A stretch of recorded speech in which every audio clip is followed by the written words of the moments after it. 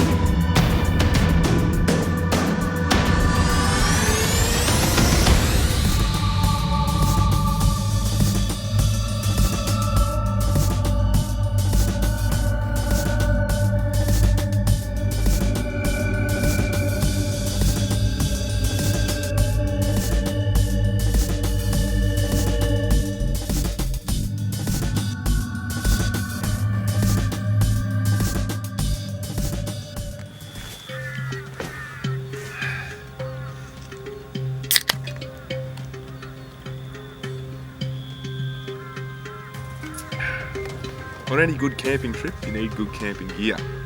So to help us get through this last 2 weeks comfortably, Dache have given us a whole bunch of impressive kit, real comfortable camping chairs, 2 really big swags you could almost fit a king-size single bed in, and this cool doobie-wacky here, which is a convenient ice and drink holder. You can unzip it, put all your beers inside, keep them cold with some ice, and then leave your one you're drinking on the outside sitting in one of those cup holders.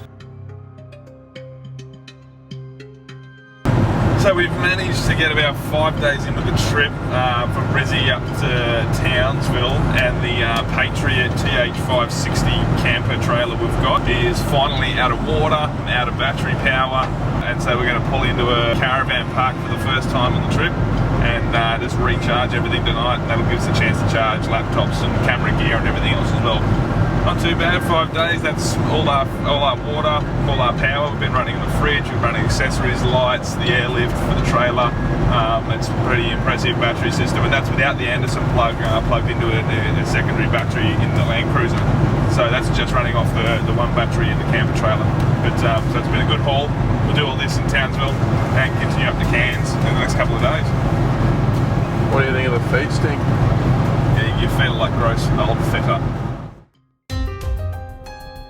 Rightio, so we're here in Townsville. This is as far north as we've come so far. We're here with Lachlan. He's a Tyler, and he's taken us for a ride out on near Bluewater on Forestry Road, I believe. Tell us a little bit about the terrain we've got here, what we can kind of expect on the ride. It starts off with some nice sort of loamy deco. It's very slippery up there, and then you head into some nice single trail covered by the canopy of a heap of trees. And get through that, it starts to get rocky. Nice and tight and very slippery. A lot of trees, overhangs. Nice stuff called Wadawile that cuts you open pretty easy. So yeah, I think I experienced a little bit of that. Yeah. And so we're getting to you get to a waterfall at the end of the track as well? Yeah, about 4 creeks up. There's a big waterfall you can walk up and jump off that, play around there. Cool off, regeneration, back down. Down the slopes. And this is the only other ride out of Townsville that's close to town? Pretty much, for a lot of people it's about the only other place. If not, you've got the Pinnacles, which is on the other side of town. Yeah, okay. And you guys have just started the first Enduro Club in Townsville. What's it called again? Townsville Enduro Club Incorporated. Cool, alright. Awesome.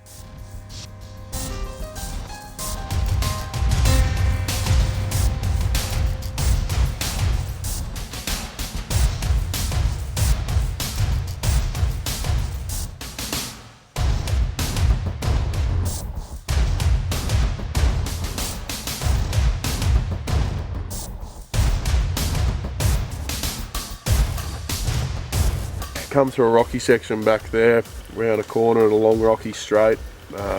Bit unlucky, hit a few sharp rocks and managed to get a flat on the front there. One of the boys ahead hopefully will have a spare tube and can get it back on the road.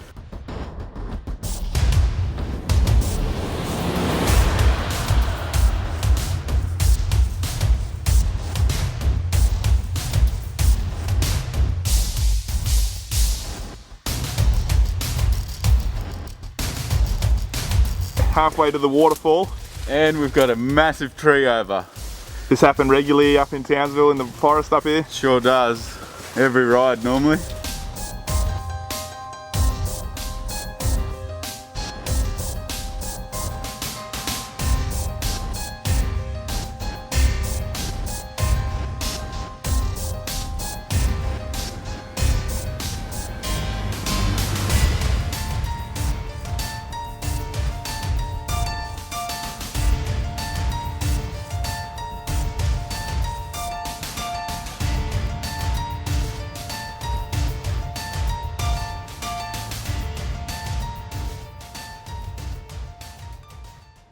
The Patriot Camper TH560 toy hauler is 1.5 tonne without any load. That's no water, that's no bikes on the back.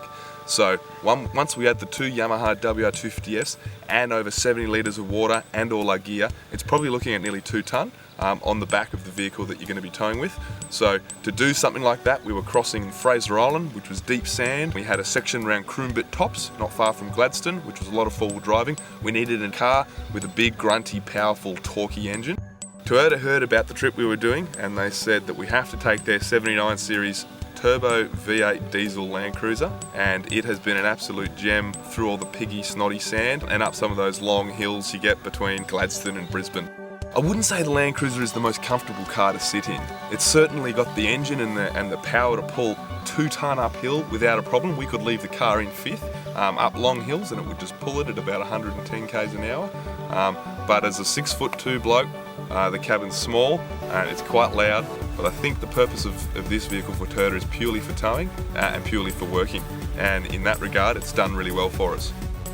I think if you were after a car that was more comfortable and you wanted to do longer Ks on the blacktop to get to where you want to ride, you're probably best going with the 200 series Land Cruiser, as this car was not quite as comfortable as we probably were used to with a big SUV, but it's certainly a better workhorse and it's certainly better when the going gets real tough and gnarly.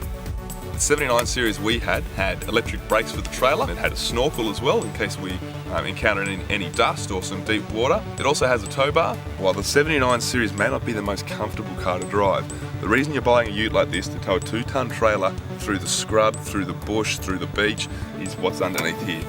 This V8 diesel engine is an absolute beast.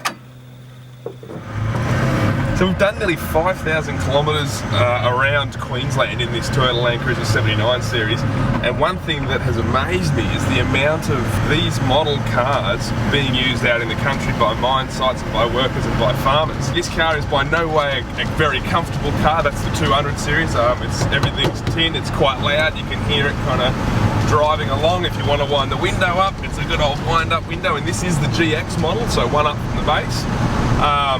And it's not all that fast, but it can pull 2 tonne, which is what we're carrying with no problems. But what you're paying for is this engine. We're climbing hills, going down hills, passing trucks, and we don't even have to get it out of fit. This car really is a workhorse. It's basic, but it is a workhorse, and it's an excellent towing vehicle and a good touring vehicle. So it's just gone 5 AM and we're packing up our campsite, head out to Atherton Plains, I think it's called, just outside of Cairns with Dave Williams from Fair Dinkum Bike Tours. Looking forward to a fair bit of riding today. The ground's been pretty wet up there and they've had a fair bit of rain, so it should be awesome.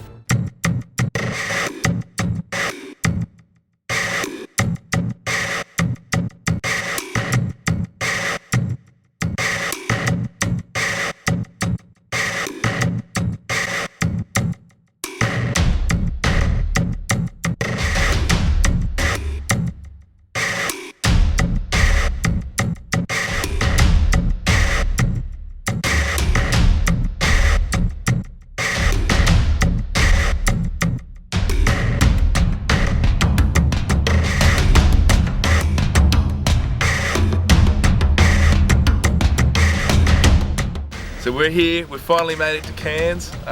We're here with Dave from Fair Dinkum Bike Tours. He's taken us out towards Atherton for a ride today, and it was a pretty epic one. There was no dust, it had a bit of rain the night before. Tell us, Dave, what kind of trails can you expect out around this region?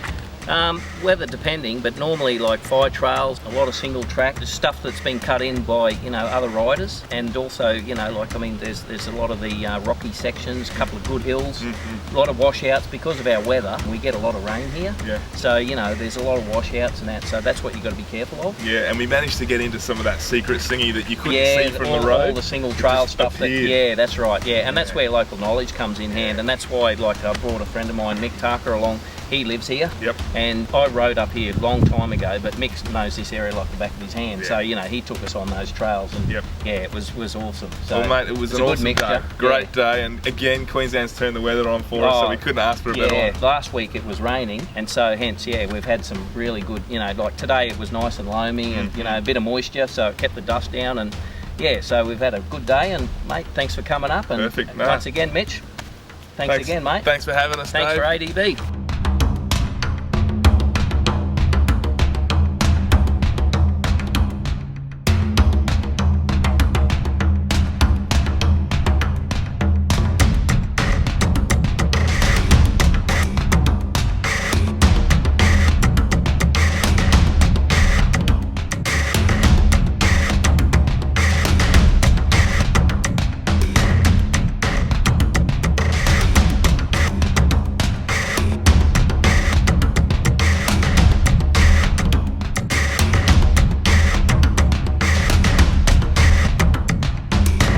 Had to go up that section, that was pretty rocky and gnarly. Got some tape. Pretty unprofessional, eh? You know, all over the place. Yeah, it wasn't too bad. I've always gone down this way, never up, but I want to have another go at it.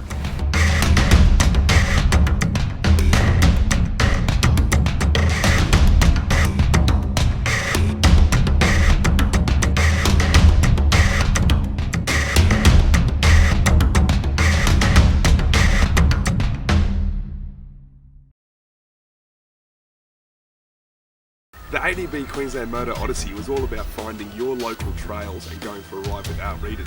But we also had a little bit of motocross in the area of Mackay. So we were looking at a bike that was reliable, but was also easy to maintain and easy to ride for days on end. The obvious choice to tackle all those kind of situations was the Yamaha WR250F. The new model has a proven reliability already. I know it's only been out a year, but there have been minimal problems with this bike so far. And it is an easy bike to ride, it's easy to maintain, and the best thing of all is that we know we can get parts wherever we need to throughout Queensland. The only issues we probably had with it was on Fraser Island, when we're in the deep sand. I'm 100 kilos and so is my brother who's been riding with me, and these little 250Fs, they struggle when the sand gets real soft with our kind of weight. But apart from that, I really couldn't fault them. They had so much torque, they tractor up the hills on the slippery stuff, they gained traction. We had two really thin front inner tubes that we punctured both. And if I was to buy one of these, if they were the stock tube, I'd probably replace them with ultra heavy duty tubes. We also didn't get bark busters on these bikes, and unfortunately on one of the bikes we had a bit of a crash and the left one bent like a banana. It didn't snap, it bent, so I'd probably put bark busters on these bikes as well.